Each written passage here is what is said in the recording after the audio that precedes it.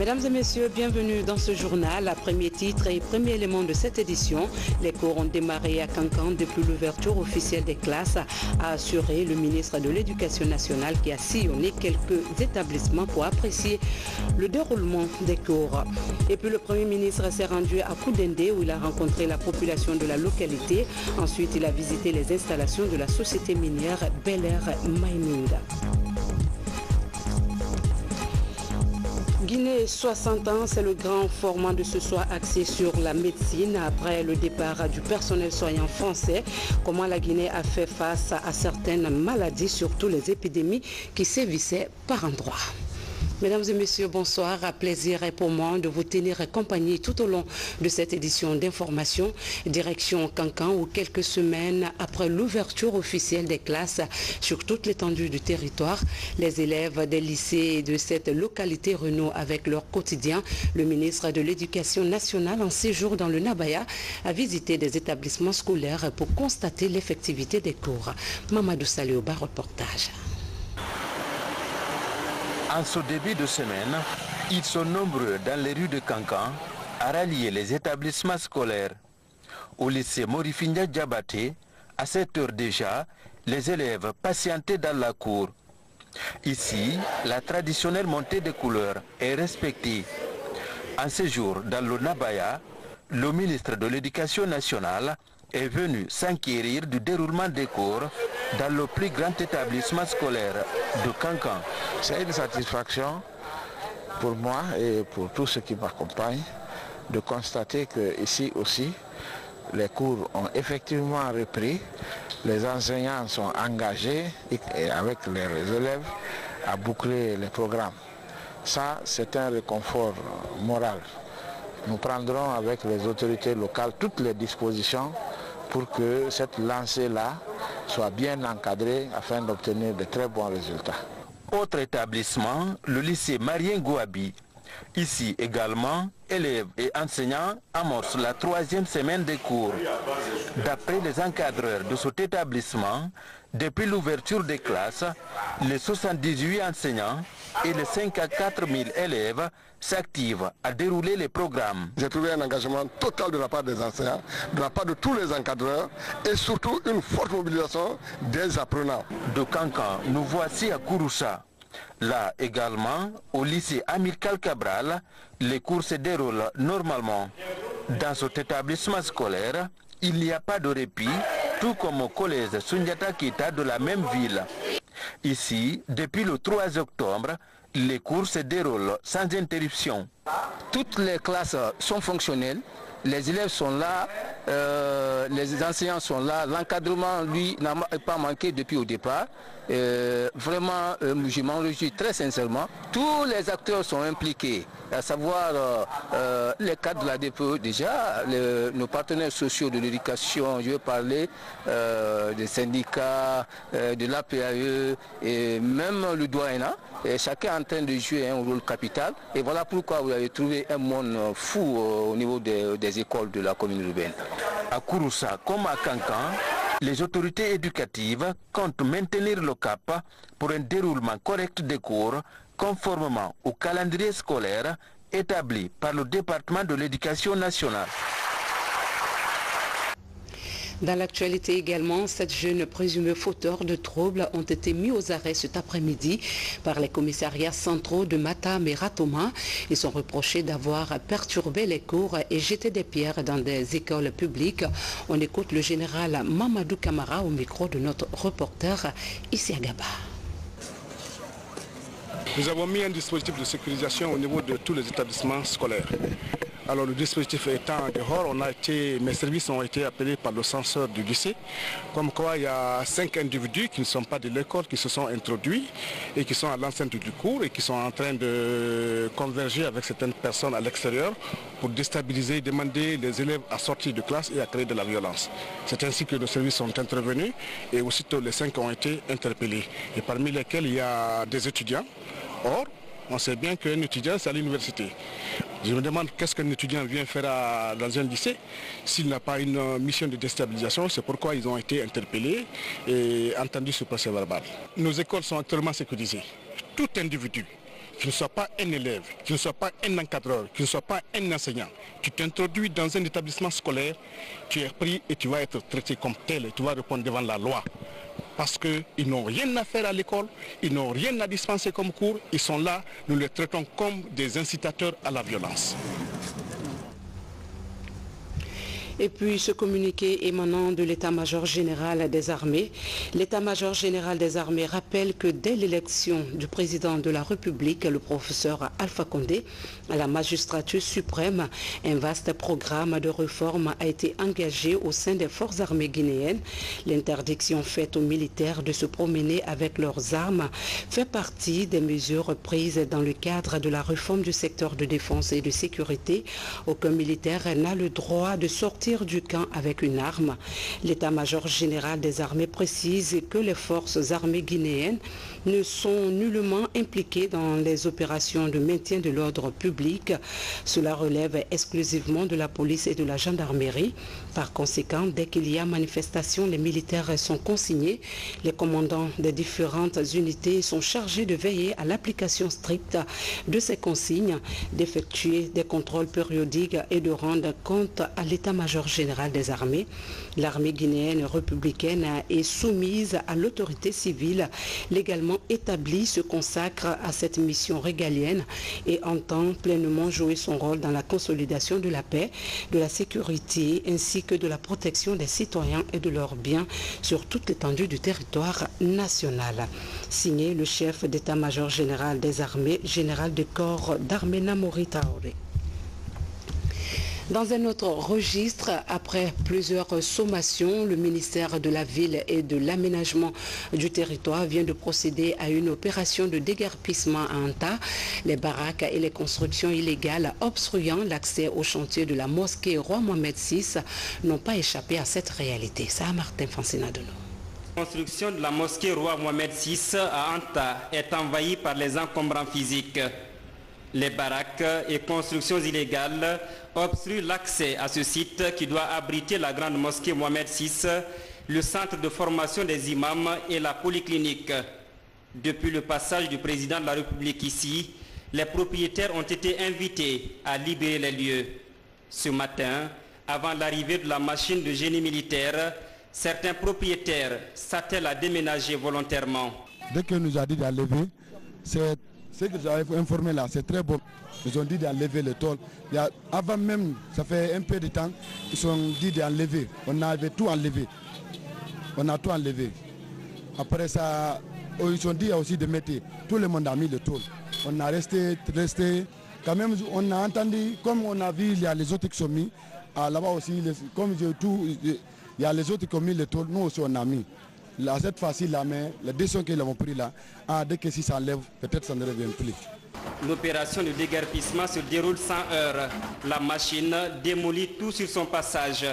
À travers cette action, les autorités du ministère de la Ville et de l'Aménagement du territoire veulent débarrasser les artères publiques des encombrants physiques et faciliter la circulation dans la ville de Conakry. Dans un premier temps, nous avons marqué. Les gens ont continué et le site a été visité par le président de la République la semaine et le week-end. Et instruction a été donnée que nous commençons par ici. Nous faisons le déguerpissement, c'est un début. Le roi du Maroc nous fait un don. On ne peut pas empêcher les gens de travailler. Et la situation qu'il y avait à cet endroit, c'est quoi? C'est que nous sommes dans une situation où ceux qui sont chargés de faire la mosquée se trouvaient dans des situations, dans des conditions difficiles. L'accessibilité, en ce qui concerne le matériel de travail et tout ça, il y a des délais qui sont fixés aux gens. Il faut que les conditions soient réunies pour que cela soit. Malheureusement, nos compatriotes viennent s'installer. Malgré les avertissements, malgré les injonctions du ministère de la Ville et de l'Aménagement du territoire de la commune, ils persistent, ils font ce qu'ils veulent. Et ça ne peut pas continuer. Aujourd'hui, il faut que les choses soient très claires. Nous allons prendre les décisions. Nous sommes sur un élan qui ne sera pas interrompu parce que l'objectif est très clair, c'est de faire en sorte que tout ce qu'il y a comme domaine de l'État, tout ce qu'il y a empêchant le travail, que tout cela soit dégagé. Les autorités du ministère de la Ville et de l'Aménagement du territoire annoncent la continuité de cette opération. Les prochains jours, la machine du secteur se fera entendre à plusieurs emprises publiques et dans toutes les réserves foncières de l'État. Ce reportage de Saint-Martin Fancinadolo est rendu par Valérie Tali Mané. Le Premier ministre chef du gouvernement s'est rendu à Koundindé, c'est dans Bofa. Sa visite dans cette localité confirme l'engagement du chef de l'État à suivre les activités des sociétés minières en vue d'en faire un territoire d'excellence.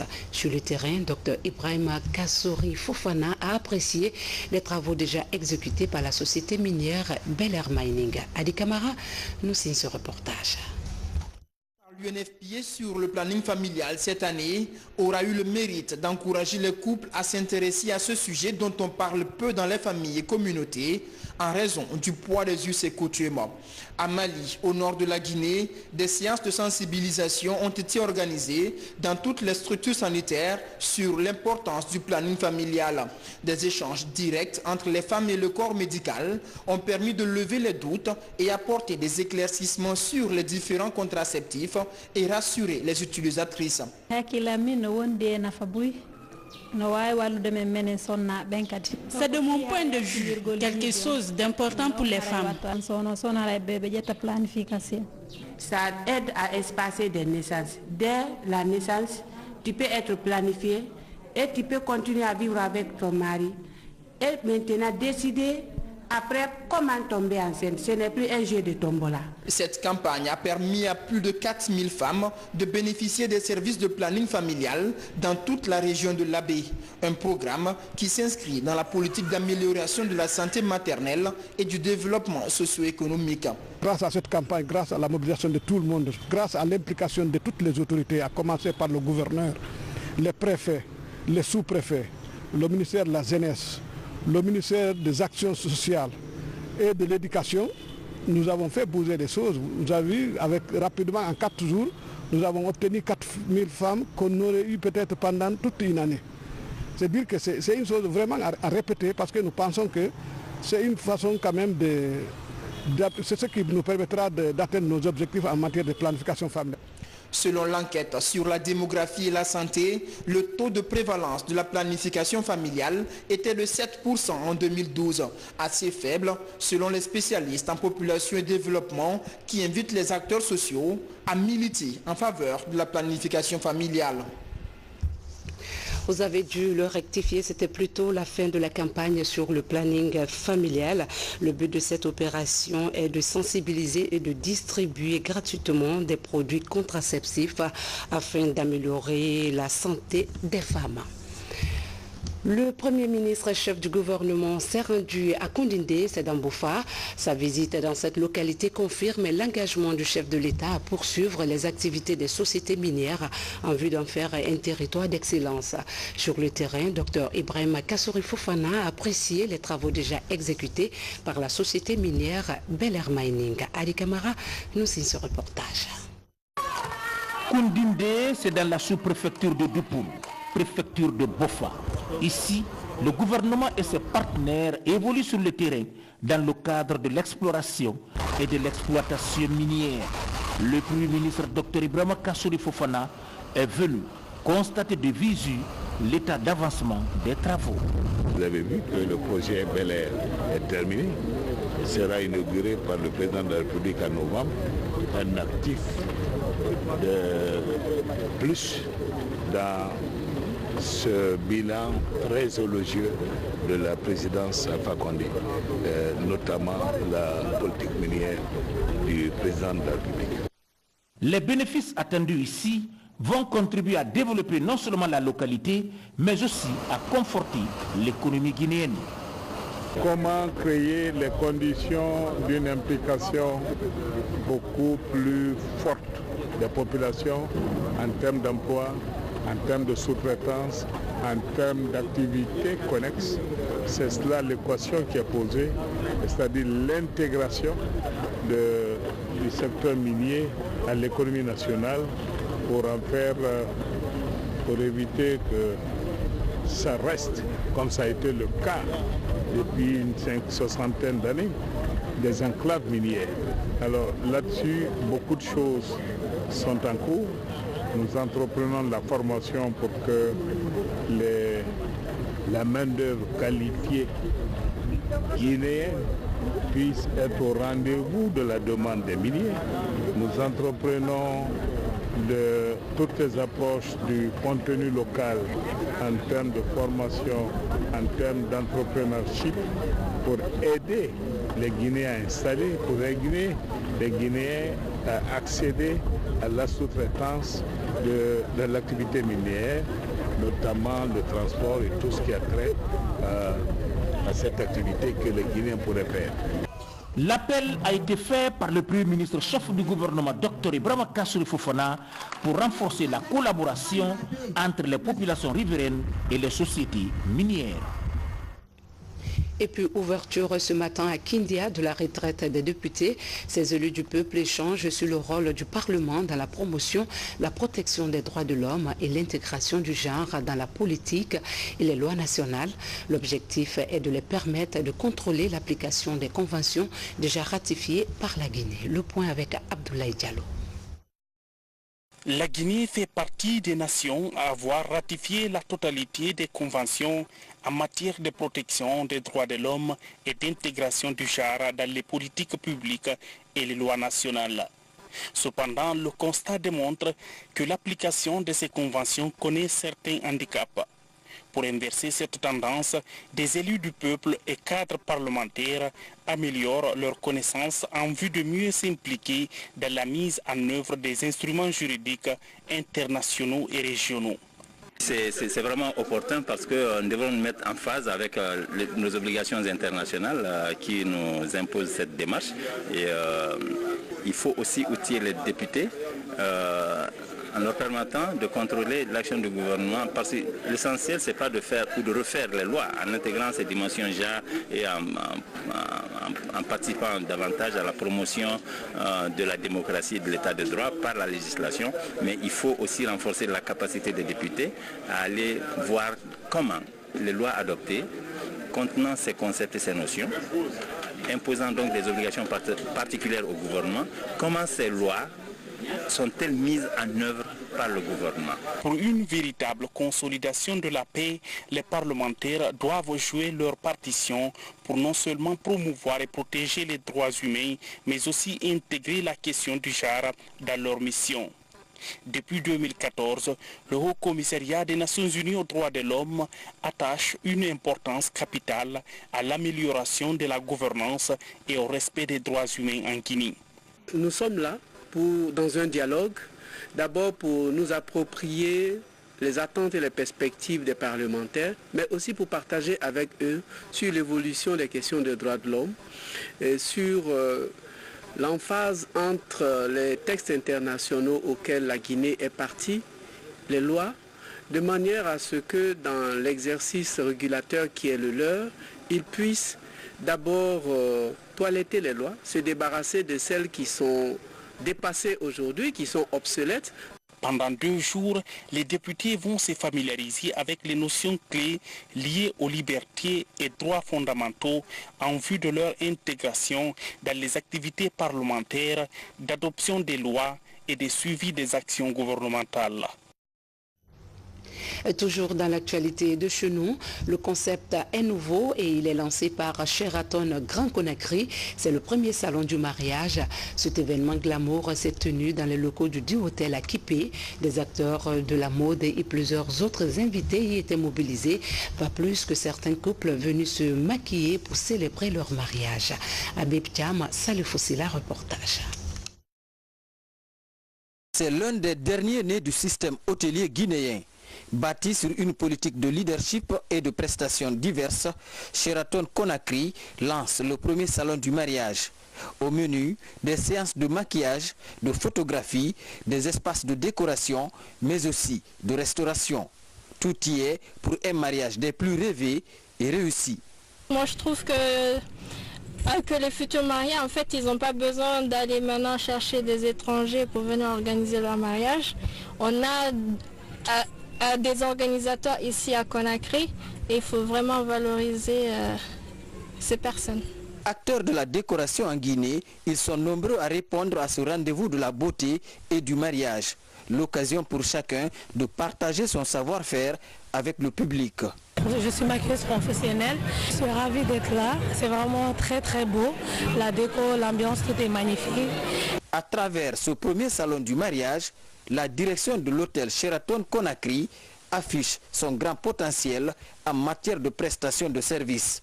Pour conforter son audience, la force de l'innovation est une de ses approches. Nous souhaitons à travers justement cet événement montrer que nous sommes le lieu d'excellence pour les mariages. Quelle que soit la demande, n'hésitez pas à nous contacter. Le service commercial et marketing sont là pour répondre à toutes vos questions. Et nous sommes là également pour répondre à toutes vos demandes, surtout à vous faire vivre une expérience mémorable pour votre mariage. Ce défilé donne une petite idée de l'ensemble du décor destiné aux futurs mariés. Quant à l'accessibilité des différentes prestations, Sheraton Conakry dit qu'il faut essayer. Le prix est concurrentiel. Un dîner de prise de contact a eu lieu entre le nouvel ambassadeur de la République populaire de Chine et l'Association générale des Chinois résidant en Guinée. Son Excellence Wang Wei a exprimé sa satisfaction pour l'accueil qui lui a été réservé par ses compatriotes. Vous suivrez d'autres informations comme la rénovation du bâtiment de la Direction nationale de la police judiciaire dans la rubrique Guinée en bref, commentée par Younous Atawel Kamara et Issa Gaba.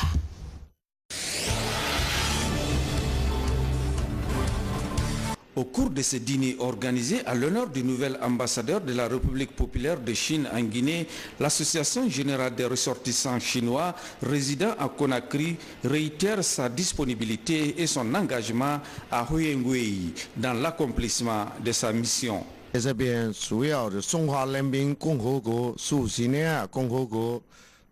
aujourd'hui, on est réunis ici, tous les Chinois. C'est pour accueillir notre nouveau ambassadeur chinois qui sont arrivés en Guinée. Avec l'amitié sino-guinéenne, ça fait 60 ans. Et avec l'arrivée de notre ambassadeur, il y aura encore des meilleurs projets pour développer le pays Guinée, deux pays qui vont travailler ensemble plus en plus.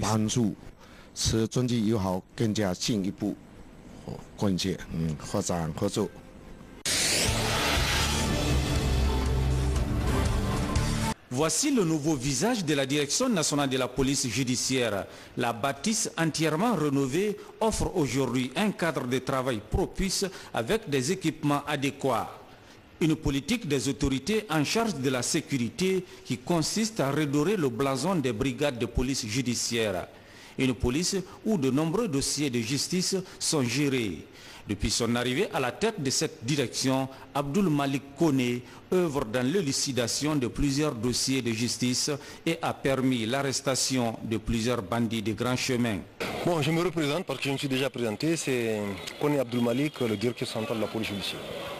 Qu'est-ce que ça vous fait de recevoir le ministre de la Sécurité dans vos locaux? D'abord, je veux dire c'est un grand honneur, puisque ce n'est pas la seule direction.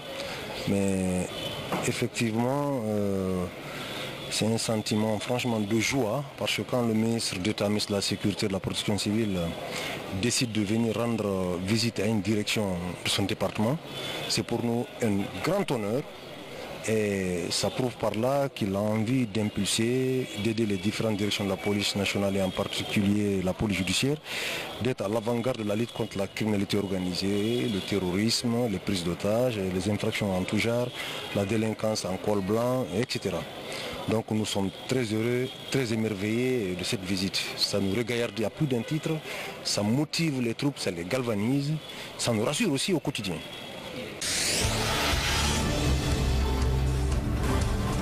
Les membres de l'association des victimes du Kambouaro au pied du mont Kakuluma à Dubreka Ils visitent les tombes de leurs parents avant de procéder à la lecture du Saint-Coran pour le repos de leur âme.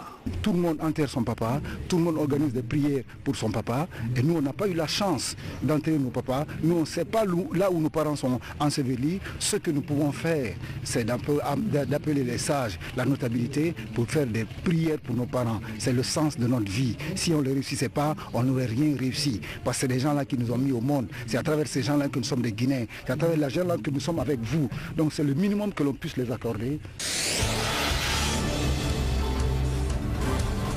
10 établissements scolaires participent à la 7e édition de Fitini Music Show. Une opportunité pour les tout-petits d'exprimer leur talent en présentation de journal télévisé, interprétation des célébrités de la chanson et en beauté. Je suis très contente d'avoir participé à cette compétition. Je remercie ma famille, surtout à ma marraine qui est là aussi, pour tout ce qu'elle a fait pour moi. Remercier mon école pour le choix porté sur moi.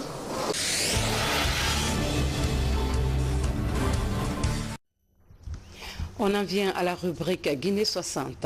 À l'indépendance de la Guinée en 1958, l'un des défis majeurs du jeune État était la médecine. La France se retirait avec son personnel soignant, laissant ainsi la Guinée sans ressources humaines. Pour combler ce vide, le feu président Ahmed Sékou Touré mise sur la formation et la collaboration de certains pays africains, une politique qui a permis de connaître des avancées. Aujourd'hui, l'expertise guinéenne est reconnue. Saha Marathon. Appelé autrefois Noël Ballet du nom du deuxième gouverneur de la Guinée française, le centre hospitalo-universitaire Ignace Ly est la première structure sanitaire de référence du pays. L'infrastructure est construite depuis 117 ans avec une capacité d'accueil de plus de 200 lits. Pendant toute la période coloniale, les services spécifiques comme la médecine générale et la chirurgie étaient tenus par les médecins de l'administration française. À l'indépendance, la métropole prit bagage avec son personnel soignant.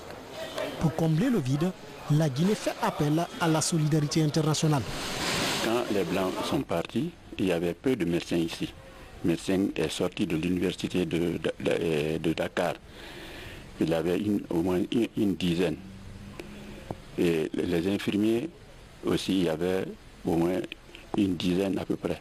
Ces infirmiers-là ont été mis dans le cadre des médecins parce qu'il n'y avait pas assez de médecins. C'est ainsi que ceux-ci ont travaillé pour l'hôpital ici. Il n'y avait pas assez de services. Il y avait la chirurgie générale, la médecine générale, la radio,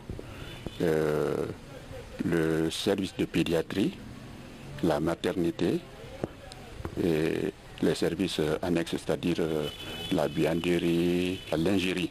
Ce sont des services qui étaient là, et la pneumo surtout. C'est en 1968, lors du congrès du PDG, que l'hôpital national, à l'époque, qui s'appelait Dr Eugène Noël Ballet, a été rebaptisé du nom de Dr Ignastine. Dr Ignastine, c'est un médecin béninois qui s'est beaucoup investi pour les populations africaines. Vous savez, au temps colonial, on pouvait muter un Guinéen au Bénin, ancien Dahomey, on pouvait prendre les Dahoméens pour la Guinée, on pouvait prendre un Ivoirien pour le Mali pour le Niger, etc., etc. Ce qui fait que, par reconnaissance pour les services rendus, et puisque le président Ahmed Sékou Touré, paix à son âme, avait l'esprit panafricaniste. Et c'est lui qui a donné le nom de cette structure à l'hôpital national Ignastine. Dans les années 50 et 60, des maladies tropicales comme la trypanosomiase, la lèpre et plusieurs types de fièvres font ravage. Aussi, des épidémies comme la rougeole, la méningite, le choléra ou encore la poliomyélite sévissent. Pour les combattre, le jeune État indépendant met l'accent sur la formation des jeunes et développe la recherche scientifique. L'université Gamal Abdel Nasser ouvre ses portes et une faculté de médecine.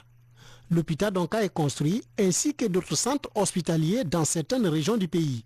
Des campagnes de vaccination et de sensibilisation sont soutenues par la jeune élite médicale. On avait des cadres à l'époque qui avaient été formés à William Ponty, qui était, si vous voulez, une école normale supérieure pour toutes les colonies françaises de l'Afrique de l'Ouest. c'est là où les premiers cadres africains, les Modibo Keïta, c'est très important, les Gabriel Sultan qui vient de mourir, beaucoup de hauts cadres à l'époque ont été formés. Donc ce sont les premiers là qui ont pris en main la situation médicale guinéenne. Mais ce n'était pas suffisant. Le second souci du président Messick Touré était de créer une faculté de médecine. Elle a été créée en 1967, la faculté de médecine de l'université de Conakry. Donc qui a commencé déjà à produire les premiers cadres. Ce n'était pas suffisant parce que notre pays n'avait pas grand moyen. Il fallait profiter de la coopération internationale, en priorité avec les pays de l'Est. Mon premier poste, Fifurekaria, il n'y avait rien, il n'y avait pas un local. Il m'a dit, tu vas aller installer un service à Furekaria parce que c'est une ville frontalière. La Guinée est proche de la Sierra Leone. On ne peut pas accepter que cette ville charnière soit sans structure. Et on s'est retrouvé là-bas nombreux. Lorsqu'on m'a dit que je dois rentrer pour essayer d'apporter ma contribution dans mon pays, mais j'étais fier. J'étais vraiment fier parce que je me suis dit que oui, là-bas je suis utile, mais dans mon pays je serais beaucoup plus utile. Parce qu'il y a beaucoup de malades cardiovasculaires quand même dans notre pays et moi-même je l'ai constaté depuis mon arrivée combien de fois je suis parvenu à changer beaucoup de choses quand même. Donc c'est pourquoi pour moi c'est une fierté de venir servir mon pays. Parce que je ne dois pas oublier une chose, la bourse qui a été octroyée à moi pour aller faire ma formation à l'extérieur, c'est mon État qui m'a octroyé cette bourse. En quelques années, la Guinée développe un important réseau sanitaire, mais en fin 2013, le virus Ebola met à nu la fragilité et les limites de son dispositif sanitaire. La maladie méconnue des populations est apparue en région forestière. Son diagnostic va prendre du temps. L'épidémie est déclarée. Une bonne partie du territoire national est touchée. L'assistance internationale sera capitale pour juguler et enrayer le virus. Cette maladie a été une surprise pour nous parce que premièrement la maladie était méconnue du Guinéen. On n'avait jamais connu une telle épidémie auparavant. Et deuxièmement, dans la littérature, on savait que Ebola était déjà notifié par certains pays de l'Afrique australe. Mais par rapport à l'Afrique de l'Ouest, on n'avait pas connu une épidémie de ce genre. Donc, les médecins guinéens, les agents de santé guinéens n'étaient pas préparés à faire face à une telle épidémie qui avait ses caractéristiques. Sur 3 ans, plus de 2400 personnes seront fauchées par l'épidémie. De loin, la plus grave crise sanitaire connue dans le pays. Mais sous l'impulsion du président de la République, la Guinée va transformer cette crise en opportunité. Depuis la fin de cette épidémie, la Guinée s'est dotée d'un nouveau plan de relance et de résilience du secteur de la santé. Le budget de la santé augmente considérablement. 36 centres de traitement épidémiologique sont construits. Des médecins se forment et se spécialisent davantage dans les nouvelles filières de la médecine. L'expertise guinéenne dans la prise en charge des épidémies comme Ebola est appréciée et même sollicitée à l'international, notamment en République démocratique du Congo. Des épidémies saisonnières comme le choléra sont mieux contrôlées. Des maladies comme le paludisme connaissent une baisse considérable des taux de prévalence. Le défi actuel est de limiter les évacuations sanitaires sur des cas de certaines maladies graves dont la prise en charge exige des plateaux techniques de pointe.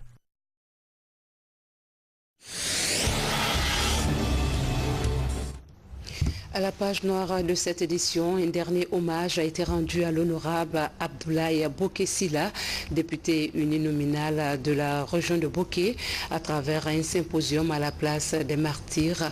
Membres du gouvernement, collaborateurs et amis se sont succédés à la tribune pour des témoignages. De là, le défunt a rejoint son repos éternel. Robert Siditono. C'est une mobilisation record des fils ressortissants de Kakandé venus rendre un dernier hommage à leur député uninominal ici à la place des martyrs du gouvernorat de la région administrative de Boké. Les mots me manquent. C'était vraiment un patriote, un monsieur qui a aimé chez lui, le Kakandé, il a aimé. Nous regrettons sa mort, La mobilisation que j'ai vue ici, j'ai compris que réellement ce qu'il faisait, c'était ça, c'est ce qu'il fallait faire. Donc je suis encore comblé et je ne cesse pas, je ne connais pas comment les remercier, toutes ces personnes qui sont venues aujourd'hui. Je ne ferai que demander la prière à Dieu seul qui pourra leur remercier et qu'il exauce leurs prières. Très ému par la perte de l'honorable Aboulaye Boké Sylla, l'Assemblée nationale, à travers le président du groupe parlementaire RPG Arc-en-Ciel, a transmis son message de compassion aux populations de Bokké et aux familles éplorées en ces termes.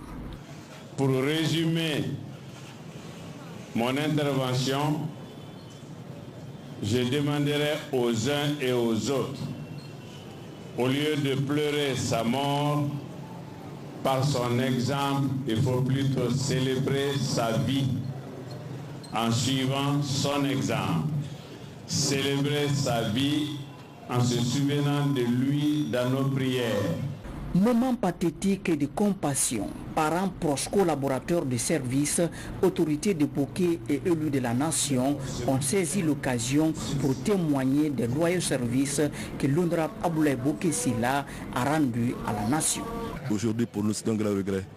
Bokké a perdu, l'UFR a perdu et la Guinée a perdu. Il était un enseignant, de profession. Mais le problème de Bokké, on l'a toujours défendu ensemble. Quand il s'agit de Bokké, au niveau de l'hémicycle, le plénière, et Aboulaye Sylla, et toute l'opposition et moi-même, le problème de Bokké était toujours posé et que nous avons été accompagnés par tous les députés de l'Assemblée par rapport à ce qui se passait à Bokké. C'est un jour de séparation. C'est un collaborateur avec lequel nous avons travaillé dans le parti pendant 18 ans. Mais c'est surtout un fils de Kakandé, comme vous le voyez. Aboulaye avec Kakandé, la région de Bokké collée à son corps. Tout en lui respirait de Kakandé. C'est après la prière de 14 h ce vendredi à la grande mosquée de Bokké que l'honorable Aboulaye Boké Sylla a rejoint sa dernière demeure dans son village à Sarabaya auprès des siens. Ce qui porte à 7 le nombre de députés déjà décédés pour le compte. Que son âme repose en paix. Amin. Voilà, mesdames et messieurs, c'est la fin de cette édition. Merci de l'avoir suivi. Passez une douce nuit en compagnie des programmes de la télévision nationale qui a pour mission de vous servir. Bonsoir à tous.